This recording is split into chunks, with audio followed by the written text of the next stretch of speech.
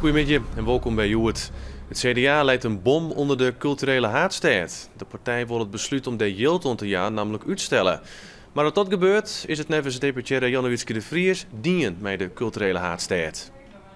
Visie is heel vaag. De plannen zijn niet concreet. En waar zezen wij dan ja op?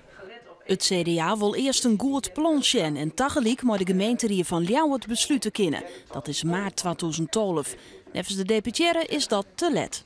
Ik ga zeggen, we gaan er nou voor en dan voluit, net maar de hoornremmer op. Want dan jou in feite het signaal, wij hadden er onvoldoende vertrouwen in dat dit wat wordt. En dan kun je beter maar eerlijk wezen en zeggen, het houdt je erop. In december nemen de steden een besluit en is het erop of eronder. Een chauffeur van een vrachtwijn die van een midje belutsen wie bij een slim ongeluk op de A1 bij Twellegeer is verstoren. Dat had de politie bekend maken. De tankauto met veevoer sloeg door de kop bij de tunnel onder het PM-kanaal. Het ongeluk zorgde voor een chaos op het dik. De chauffeur, een man van 32 uit de Hommerts, leek bekniept in de cabine en stoor letter onzien verwoenings. Het is net duidelijk hoe het ongeluk gebeuren kon. Ik dacht eerst dat het misschien iets meer de wien te maken had, wat we van Tjoegen hadden hier, maar dat denk ik dat we dat eerst maar even in de midden laten maken. Op dit moment is verkeersongevalsanalyse is hier op dit moment maar douane om dat uit te zien wat nou precies de oorzaak geweest is. En dan zal ik nog Tjoegen jaren, maar die misschien nog iets nog meer vertellen kunnen hierover.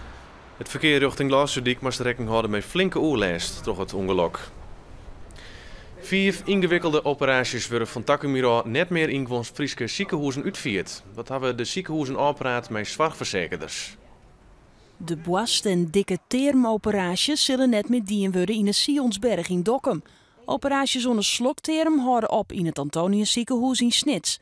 Al vleesklieroperaties worden net meer uitgevoerd in het MCL in Ljouwert en blaasoperaties net meer in Nijsmellingen in Drachten. Als je hele ingewikkelde operaties moet doen, is het ook nodig dat daar een heel team omheen is dat ook weet hoe ze met die ingewikkeldheid moeten omgaan, met die complexe zorg.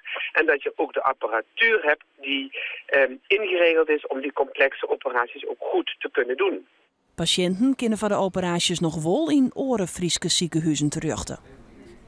Vitens verlegert de prijs voor leidingwetter. De Tweede Kamer had Kwartlien besloten om de belasting op leidingwetter te verlegen. Dat scheelt Vitens 110 miljoen euro en daar wil het wettenbedrijf zijn klanten van profiteren letten. De wettenprijs gaat tak om hiermee 15 en een jaar later met nog eens 12% omleeg. En trots het huishouden betalen dan 30 euro in het jaar minder. De provincie komt met een regeling van goed 200 wenningeigeners die toch een verleging van het wetterpeil leest haar van peelrot. Bij de provincie kunnen ze yieldlieners in een rente van 2% om de houten fundering op te knappen. Betekent dus wel dat een huiseigenaar het huis al var 1992 hier en de weerde net heger is als 230.000 euro. De Landelijke Vereniging van Pronkjerieders bestaat 64 jaar. Het jubileum is vierd in Hilpen. Dat gebeurde met de opening van een speciale uitstalling in het Reetrietmuseum en de presentatie van dit boek over Evert Lautenbach, een van de toppers uit het verliezen. Zo'n keer weer de Nederlands kampioen pronkjerieden. De Vereniging van Schoonrijders had nu nog 250 leden, vooral 65 plus. Wat betekent dat voor de toekomst van het pronkjerieden? Je kent het heel lang dwaan. En daar maakt ze ons eigenlijk sterk voor. Dat we zeggen van mensen die in een soort tweede jeugd van hun ridderscarrière zitten, dat die zich nog bekwamen kennen in het pronkrieden. Daar mikken we eigenlijk op. Engelse les van Frieske pjutten van 3 jaar. Als eerste squal in Friesland begint de Montessori Squal in Drachten met een landelijk uniek project. Good morning everybody. Good morning everybody.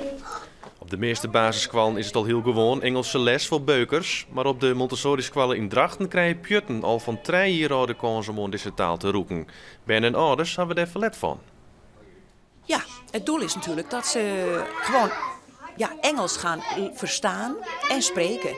Nog niet schrijven of spellen, of dat is nog helemaal niet interessant. Maar gewoon spelenderwijs Engels leren.